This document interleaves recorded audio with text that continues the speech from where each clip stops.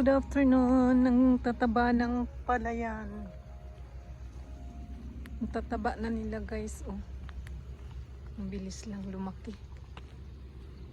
Ayan, pauwi na. Napakainit guys. Summer na. Pauwi pa lang. Ay, nadaanan ko itong anong cute to. Tanim niya yung tomato. Ayan guys. Alas 6 ng taas-taas pa ng araw.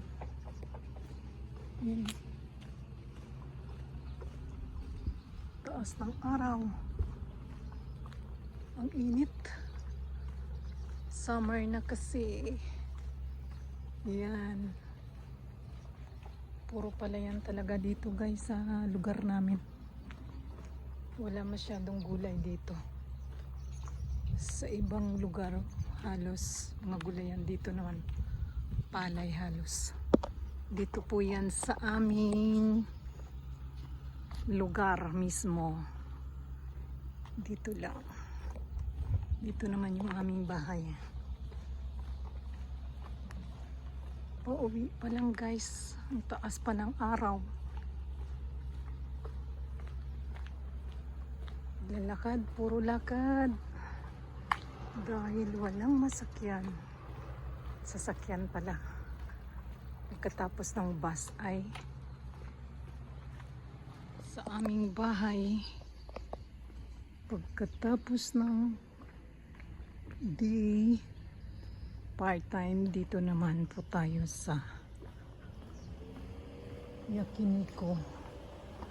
Dito na po ako sa aming bahay. Ayan guys, oh. Daan po muna kami sa aking little garden. Ayan. Kararating. Ayan guys, ang dami na niyang mga bunga, oh. Ayan. Ito ang sili na maliliit.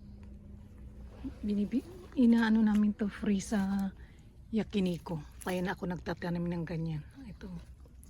May mga bunga na siya. Liit niya guys, pero ang dami niyang bunga. Ayan. At saka ang talong. Kasi ang daming gulan siya lagi. May butterfly po. Ayan. Si kamatis. Ayan guys, ang laki na ng aking talong. Ayan oh. Isa pa lang ang kanyang bunga. Yan si talong. Matatakpan si talong. Ayan, ang haba. May butterfly. Ayan guys, ito malalaking kamatis to eh. Dami na rin yung bunga. Ito yung maliliit na kamatis. Ayan guys, oh. Ang pichay ko. Ang lalaki niya. At saka si moringa, malunggay sa paso. Ayan, malaki na siya. Pwede na yung ilagay sa isda or munggo. Ayan guys, ang aking little garden. Ayan yung malalaking ano yan, sili.